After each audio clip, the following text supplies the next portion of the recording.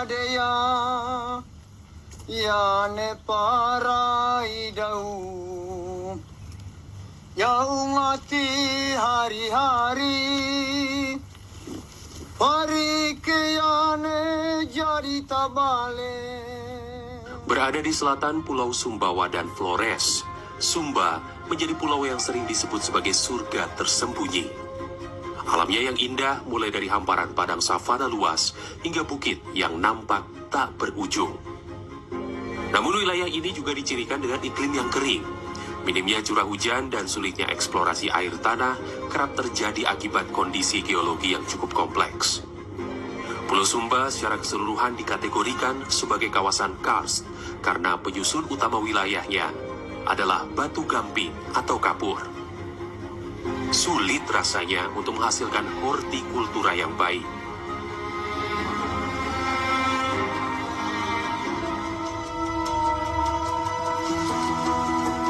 Meski dengan kondisi demikian, ternyata ada satu mutiara yang tumbuh di tengah keringnya tanah ini.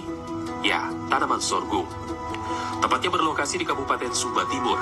Bagaikan harapan baru, ternyata sorghum di Sumba Timur ini tumbuh subur bahkan memberikan hasil yang terbaik.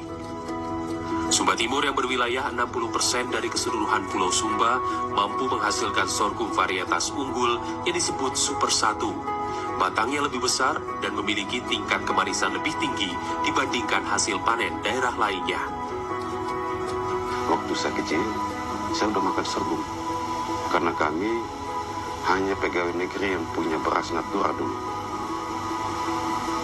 Sedangkan orang-orang di kampung di Sumba ini hanya makan jagung, sorghum, dan umbi-umbian. Ya kalau dibilang makanan pokok orang Sumba dulu, ya sorghum dan jagung. Belum mengenal beras secara meluas. Dan menjadi catatan juga, sorghum ini batangnya seperti tebu, jadi rasa manis seperti tebu. Jadi kami masih kecil itu makan batang sorghum ini, makan seolah-olah dia tebu manis ya. Tidak seperti padi yang sekali panen akan habis dan harus menanam kembali, sorghum dalam sekali tanam atau dalam 1 tahun dapat dipanen hingga 3 bahkan 4 kali. Beberapa sorghum di Sumba Timur juga dapat bercabang hingga 12 malai. Kabar baik ini ternyata sampai di telinga Presiden Joko Widodo, sehingga pada bulan Juni, Presiden sempat datang langsung melihat dan mendukung budidaya sorghum di sini. PT Sorghum Indonesia yang bermisi senada dengan pemerintah Indonesia berupaya menjadikan sorghum alternatif untuk ketahanan pangan memelopori budidaya sorghum di Sumba Timur. Setidaknya 3.200 hektar lahan di daerah Laipori, Sumba Timur telah ditanami sorghum.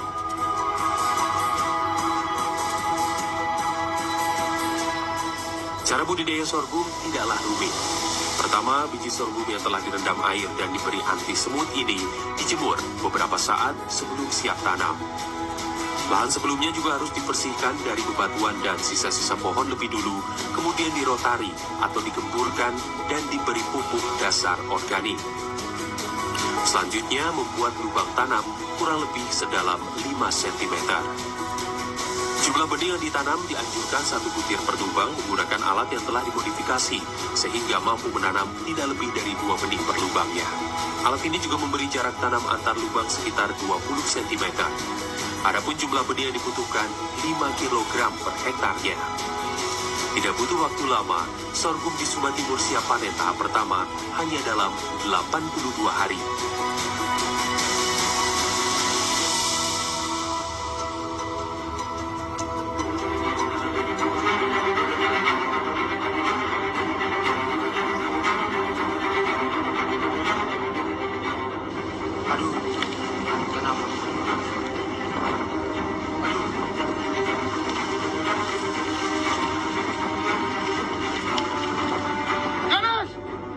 Lihat ini tanaman kita.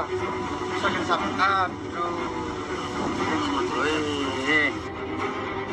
Ini adalah ilustrasi yang terjadi saat petani sorghum mendapati tanamannya diserang hama. Tak hanya serangga, sorghum juga sangat digemari oleh hewan ternak.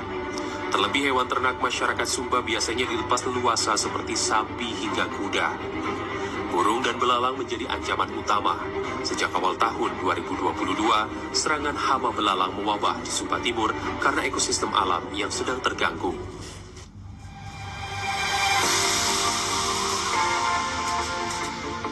Sorghum yang telah siap panen ditandai dengan menjulangnya batang dan bulir yang tak lagi berwarna hijau. Cara panen dapat dilakukan menggunakan mesin maupun manual. Usai panen, sorghum di Sumba Timur ini diproses menjadi berbagai produk turunan seperti beras sorghum, tepung sorghum, hingga silase atau pakan ternak. Untuk silase, batang dan daun sorghum dicacah lebih dulu. Kemudian dimasukkan ke dalam wadah besar dan difermentasi selama 2 hingga 3 minggu sebelum siap edar. Agar proses fermentasi berjalan baik, udara di dalam wadah harus dihilangkan.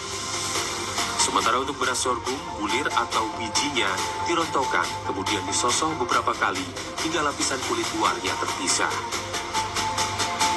Adapun untuk tepung, melanjutkan proses dari beras sorghum. Bulir yang telah disosok lalu dimasukkan ke mesin crusher atau penghancur sebanyak 2 kali hingga menjadi tepung yang halus.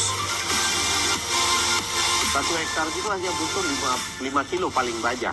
Nah, kalau 5 kilo itu kalau ditanam dengan baik, dipupuk dengan baik, hasilnya sudah mencapai 5-7 ton per 1 hektar. Itu baru bulirnya. Belum lagi batangnya. Batangnya itu mencapai 40-70 ton.